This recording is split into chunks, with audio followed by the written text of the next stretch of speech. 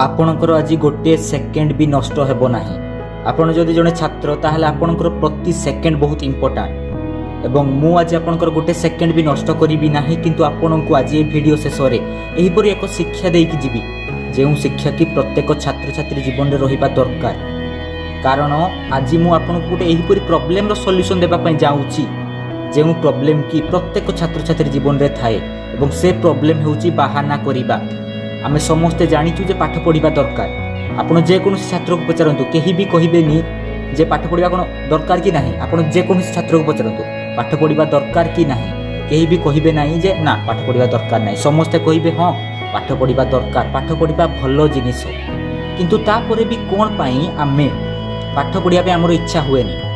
आमे समस्ते जानिचु जे पाठ पढ़ा दरकार, किंतु तापरे भी आमे समस्ते प्लानिंग करंतु। आमे समस्ते प्लानिंग करू जे सकाळे उठिकी मु पाठ पढ़ी, सकाळे उठिकी मु एतकी समय गणित करी, किंतु पढ़िला समय आसला बेलू आम कौन पाई बाहाना करदे।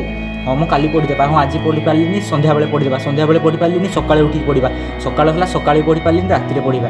एहीपरि हेई कौन पाई आम बाहाना करी करी गोटे जिनिस को घुचेई घुचेई जाऊ, कौन पाई ताकू बाहर को नहीं जाऊ। एई प्रैक्टिकल प्रॉब्लम रो जदि सॉल्यूशन आपण जानी जिबे ताहले आपण सब क्षेत्र रे सक्सेसफुल हेई परिबे। एवं एहारो एही प्रॉब्लम रो बाहाना करिबा को प्रोकास्टिनेशन कहा जाय। एवं एही प्रोकास्टिनेशन को दूर करिबा पई साइंटिफिक माने गोटे बहुत बड़ ऑथर बहुत बड़ सक्सेसफुल लोक जने टिप्स देइथिले। एवं सी टिप्स टी होची 5 सेकंड रूल, 5 सेकंड नियम, 5 सेकंड रूल। एही रूल को मु कहूनी, एही रूल को सही सक्सेसफुल लोक जन को कहिथिले। जे रूल को आपण जदि जानुचंती ताहले आपण सब क्षेत्र रे सक्सेसफुल हेई परिबे। एही बाहाना करिबा भली एक बहुत बड़ इंपोर्टेंट प्रॉब्लम को आपण सॉल्व करि परिबे। तबे कोन सेही 5 सेकंड रूल मु आज आपण मानू कहिबी। देखंतु आपण सकाळ उठिक प्लानिंग करछथि मु सकाळ शीघ्र उठिबी एवं पाठ पढिबी, किंतु आपनकर कोन होउची उठिबा समय रे सकाळ उठिबा समय रे आपनकर इच्छा हो। आपण बहुत समय बाहाना करछथि जे मोर इच्छा होनी, मते कोन पे इच्छा होनी, मु कोन करबी कोन नाही। एबे मु कोन कहूची आपण ध्यान देकी सुनतु। आपण जेते बेले भी आपन को इच्छा न हेउची सेही समय आपण निज माइंड को पचारतु। गोटे कथा तो क्लियर हे जानतु, एटा आपन को इच्छा हेउनी बोली भाबंतु नाही, एटा आपनकर माइंड को इच्छा होनी, आपनकर ब्रेन को इच्छा हेउनी। आमो ब्रेन सबु बेले सही काम करिया पई भलो लागे। जेउ काम कले ताकू किक मिले, जेउ काम कले ताकू मजा मिलिबो, जेउ काम कले ताकू खुशी मिलिबो। मोबाइल रे गेम खेलले ताकू खुशी लागिबो, मोबाइल रे फिल्म देखले ताकू खुशी लागिबो, कहा सहित टाइम पास कले ताकू खुशी लागिबो, किंतु पाठ पढ़ले ताकू खुशी लागिबो नाही। सेथिपई आम माइंड सब बेले मजा काम करिया पई इच्छा लागे। सेथिपई प्रथमे निज माइंड को पचारंतु जे तते आपण जतेबेले आपण भाबुचंती जे मु सकाळे उठिक पढ़िबी, आपनकर इच्छा हेउनी, पढ़िया पई इच्छा हेउनी, आपण निज माइंड को पचारंतु जे मो पई एबे सबुठारु बड़ इंपोर्टेंट जिनिस कोन।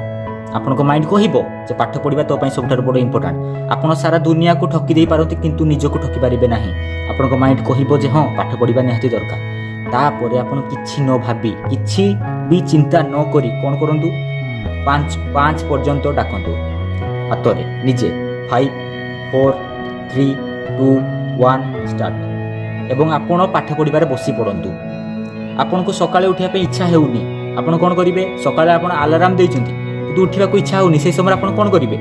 5 पर्यंत डाकंतु। 5 4 3 2 1 स्टार्ट। उठी पड़। बुझिले? एमिति हेबार साइंटिफिक कारण भी अछि। बहुत अजब लागु थाई पारे जे कोन एमिति 5 पर्यंत संख्या मु डाकिबी, किंतु आपण भाबंतु जेते बेले गुटे दौड़ा प्रतियोगिता हुए, गुटे रनिंग कंपटीशन हुए, सेठी कोन कहा जाय? 3 2 1 स्टार्ट कहा जाय कि नहीं? तेबे एही परी आपण 5 सेकंड रूल को अप्लाई करंतु। आपन को पढ़िया पे इच्छा हेउनी, आपन कोन कहिबे? 5 पर्यंत डाकिबे। 5 4 3 2 1 स्टार्ट। पाठ पढ़िबा स्टार्ट। एमिति कहिबार साइंटिफिक कारण मध्य अछि एवं से कारण को मु एबे आपन मानकु कहिबी। धरा जाऊ आपण शीत दिने सकाळे उठी कि ठंडा पानी रे गाधिबा बहुत जन को कष्ट लागे। आपन को कष्ट लागे कि नाही मु जानिनी, बाकी मते बहुत कष्ट लागे सकाळे उठी कि ठंडा पानी रे गाधिबा। सब प्रत्येक प्राय सब स्टूडेंट को यही प्रॉब्लम थाई पारे, किंतु जदि सकाळे केउ दिन सकाळे आपन को मंदिर जिबाको अछि, आपन को बहुत बड़ इंपोर्टेंट काम करिबार अछि एवं आपन को सकाळे शीघ्र उठिबाको पड़िबो, सेही परि क्षेत्र रे उठी कि गाधिबाको पड़िबो, सेही परि क्षेत्र रे आपन कोन करंती? प्रथमे आपन जानुछथि आपन को माइंड रे सेही समय रे भी थॉट आस्तबो ଯେ ଗାଧୋଇବା ବହୁତ ଶୀତ ଲାଗିବ, ମୋତେ ବହୁତ ଡର ଲାଗିବ, ମୁଁ ଗାଧେଇବିନି। କିନ୍ତୁ ତାପରେ ଆପଣ କ'ଣ କରନ୍ତି?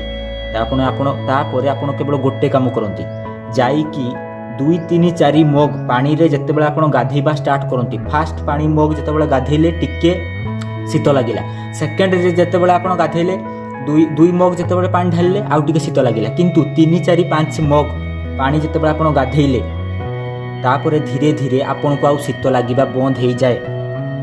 ଫାଷ୍ଟ 2 ମଗ୍ ପାଣି ଢାଳିଲେ ଆପଣଙ୍କୁ ଟିକେ ଟିକେ ଶୀତ ଲାଗେ, କିନ୍ତୁ ତାପରେ ଏମିତି ଏକ ସମୟ ଆସେ ଯେତେବେଳେ ଆପଣ ଗୋଟେ ଅଧା ଘଣ୍ଟା ବି ଗାଧୋଇବା ଆପଣଙ୍କୁ ଶୀତ ଲାଗିବ ନାହିଁ। ଶୀତ ଲାଗିବାଟା କେବଳ ଆମର ମାଇଣ୍ଡରେ ଥାଏ।